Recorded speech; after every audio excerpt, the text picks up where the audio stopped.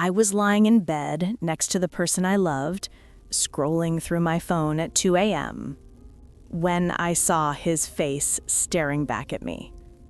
But it wasn't a memory. It was a dating profile. Active. Online now. While he was sleeping right beside me. This is the story of how I caught my partner living a double life and what I did about it that he never saw coming. My name is Sarah. I'm 28 years old, a marketing manager in Chicago. Let me take you back 3 years to when I met Marcus. He was 28 then, working his way up in tech sales. We met at a mutual friend's rooftop party. He approached me with this confident smile, made me laugh within 5 minutes, and we talked until 3 a.m. about everything. Dreams, fears, stupid childhood stories. Within 6 months, we were inseparable. He'd send me good morning texts before I even woke up. We had Sunday morning pancake rituals. He remembered every small detail I mentioned. My coffee order, my mother's birthday, how I liked my eggs. I thought I'd found my person. My friends called us relationship goals. My mom asked when we were getting married. 2 years in, we started apartment hunting. Marcus was making good money by then. He'd gotten promoted twice, was closing big deals, even won a company trip to Miami. "Let's build our future, babe," he said. I believed him completely. We moved in together last June, split everything 50-50, picked out furniture together, argued about whether to get a cat, he wanted one, I'm allergic, those stupid normal couple arguments that feel important at the time. I was planning our lives together, mentally designing our wedding, thinking about baby names. While well, you'll see what he was doing. Around November, small things started changing. Marcus became protective of his phone. He'd always just left it on the counter before, face up. Passcode was my birthday. Suddenly, he'd take it to the bathroom, screen face down on the table. Changed his passcode. For work security, he said. I noticed, but I trusted him. I thought I was being paranoid. Then the gym thing started. Marcus had never been a gym rat. Suddenly, he's going 3-4 times a week at 9 p.m. after dinner. I need to get in shape, babe. Sitting at a desk all day is killing me. He bought new workout clothes, started using cologne I'd never seen before, came home, showered already. I showered at the gym. Their water pressure is amazing. Late nights at the office became regular. Big client presentation, team dinner, drinks with my boss. Always a reason, always believable.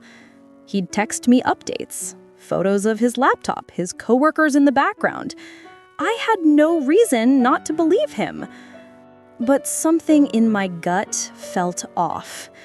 You know that feeling when something's wrong, but you can't prove it, so you gaslight yourself into thinking you're crazy?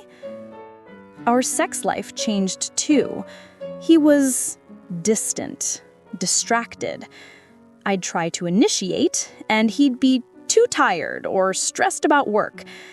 But then I'd catch him staring at his phone at 1 a.m., smiling at something. When I'd ask what's funny, he'd quickly lock the screen. Just a meme, nothing. Red flags were everywhere. But I was so invested in our relationship, in our shared life, that I ignored them all. Tuesday, February 6th, 2024, 2:13 a.m. I remember the exact time because it's burned into my brain. I couldn't sleep.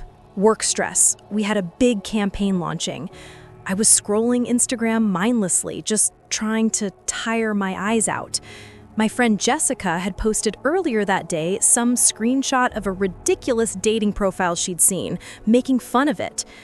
Out of curiosity, pure, stupid curiosity, I clicked through to see what app she was talking about. It was one I hadn't thought about in years. I deleted it the week Marcus and I became official, 3 years ago. And I don't know why, maybe the universe was telling me something, but I thought, let me just see what it looks like now. Has it changed? What's the interface like these days? I re-downloaded the app, created a bare bones profile, just one old photo from 2020, minimal info. Didn't even add my real name, just S. I wasn't planning to use it, I just wanted to, I don't even know what I wanted. To see what was out there? To confirm Marcus was right and I was lucky? I started swiping through profiles near me, Chicago, within 5 miles. And then, there he was. Marcus. My Marcus. Marcus, 31, looking for something real. 3 profile photos I'd never seen. One was him in our apartment, standing by our floor-to-ceiling windows. Another was him in the shirt I bought him for Christmas. The third was from his work gym, the gym he supposedly went to late at night. Active 12 minutes ago. 12 minutes!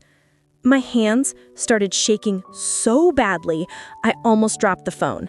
My heart was pounding so loud in my ears, I couldn't hear anything else. I looked over at him, sleeping, peacefully, on his side, breathing slowly, then back at the profile, then at him. Profile, him. I felt like I was going to throw up. 3 years. We'd been together for 3 years, living together for 8 months, and he had an active dating profile. I read his bio again. Just got out of a long relationship, ready to meet someone special. Love hiking, cooking, good wine, and deep conversations. Looking for genuine connection. Out of a long relationship? We were living together. This wasn't a profile he forgot to delete. The photos were recent. He was active right now, while I was lying 3 feet away from him. I had to get out of that room. Carefully, so carefully, I slid out of bed. Each movement felt like it took 5 minutes. I grabbed my phone, tiptoed to the bathroom, locked the door, and sat on the floor with my back against the tub. And then I did what any person would do in this situation. I completely lost my mind investigating. I created a fake profile, used photos from a stock image site. Attractive, but generic. Name Amy, age 29, location same neighborhood. I made myself exactly his type based on 3 years of knowing him. Brunette, fit, loves hiking and wine nights. Swiped right on him. And we matched. We matched immediately, like he'd been sitting there waiting to swipe through. Then it got worse. He messaged first, 30 seconds after matching. Hey, your profile caught my eye. You seem like someone I'd actually want to get to know. How's your Tuesday night going? Tuesday night? It was Wednesday morning, 2:48 a.m. I was in our bathroom, he was in our bed, and he was messaging someone he thought was a stranger. I responded, playing along. Marcus, he used his real name, by the way, was charming, witty, asking questions, seeming genuinely interested. The same way he'd talked to me 3 years ago. He suggested meeting for coffee tomorrow or Thursday. Thursday was our 3-year anniversary dinner that I'd planned for weeks. He suggested meeting another woman on our anniversary. I sat on that cold bathroom floor for 3 hours. 3 hours! While he slept peacefully, I went through hell. I screenshotted everything. every message, every photo on his profile. Then I did something I'm not proud of, but don't regret. I went through his laptop. His laptop password was his birthday. He'd never changed it. I found his emails, all of them. He had accounts on 7 different dating apps. Tinder, Bumble, Hinge, OkCupid, Match, 2 I'd never even heard of. Emails confirming dates, messages with dozens of women, some going back 8 months.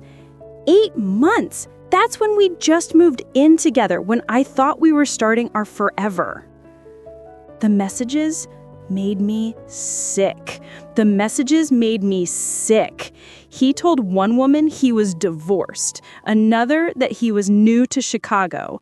One woman, he said he was focusing on his career and casual dating. Casual? We split rent. He told someone else he was a widower whose wife died 2 years ago. A widower! I'm not dead, Marcus. I was sleeping in our bed while you told strangers I was dead. Here's where I became someone I didn't recognize. But you know what? I don't regret it.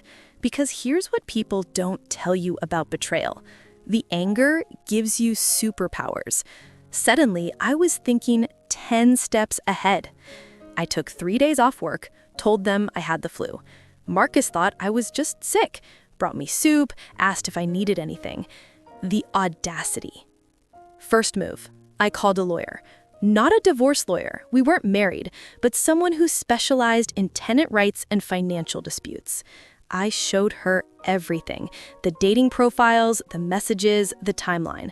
She said, "Honey, he's not just cheating. He's committing potential fraud if he's made any financial promises to these women while sharing assets with you."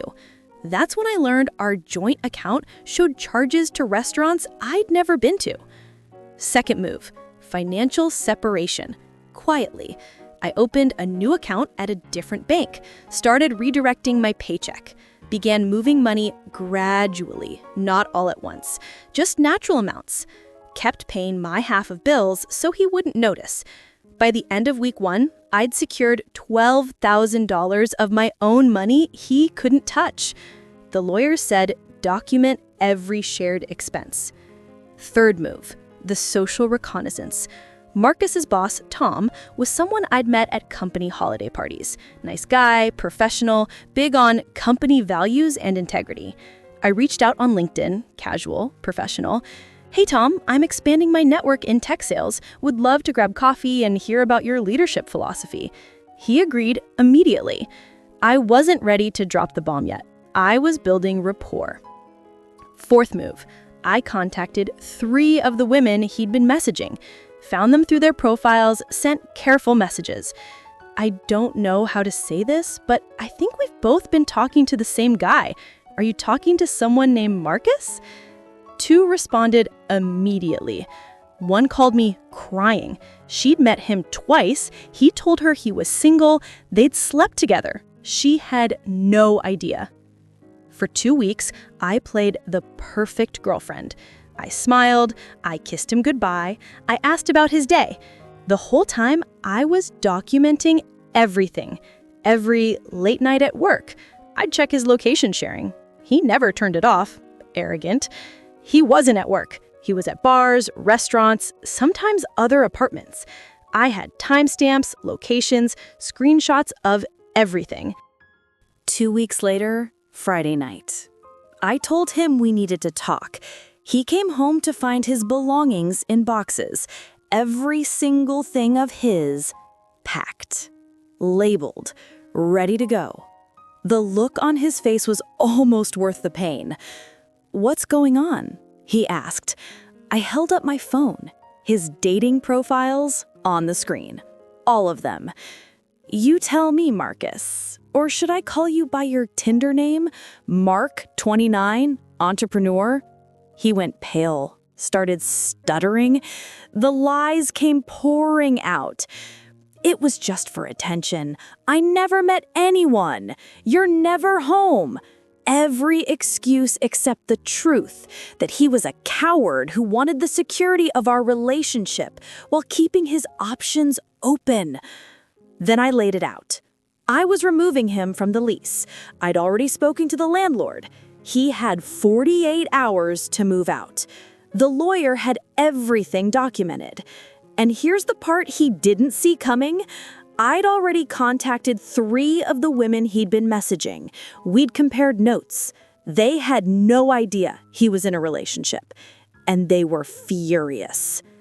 He begged, cried, promised to change, but I'd seen who he really was. He moved out that weekend, went to stay with his brother. I changed the locks, blocked him everywhere. And then something interesting happened. Remember those women I contacted? We formed a chat group. Turned out Marcus had told each of us different stories. One thought he was divorced, another thought he was a widower. One he'd told he was moving to her city for work. We started comparing notes on dating apps, sharing red flags, warning each other about serial cheaters. We actually became friends. But the real revenge? His boss, my networking contact, heard about what happened. Turned out Marcus had been using company time to run his dating schemes. He got written up. His reputation at work tanked. People talk. And in his industry, reputation is everything. 3 months later, I'm still in our apartment. It's my apartment now. I got promoted at work. I'm dating again. But this time, I trust my instincts. And Marcus? Last I heard, he's still on those apps. Still lying, still alone. Because here's what I learned. When someone shows you who they are through their actions, believe them. Don't wait for the perfect moment to confront betrayal. Document everything. Protect yourself legally and financially. And most importantly, know your worth. To anyone watching this who's going through something similar, you're not crazy. You're not overreacting. And you deserve better than someone who treats your relationship like it's optional. Trust takes years to build and seconds to destroy. Don't waste your time on someone who doesn't value it. So here's my question for you. What would you have done in my situation? Would you have confronted him immediately? Or would you have played the long game like I did? Drop your answer in the comments below. And if you know someone who needs to hear this story, share this video. Sometimes people need to know they're not alone in their pain and that there is life after betrayal. Thanks for watching. I'll see you in the next story.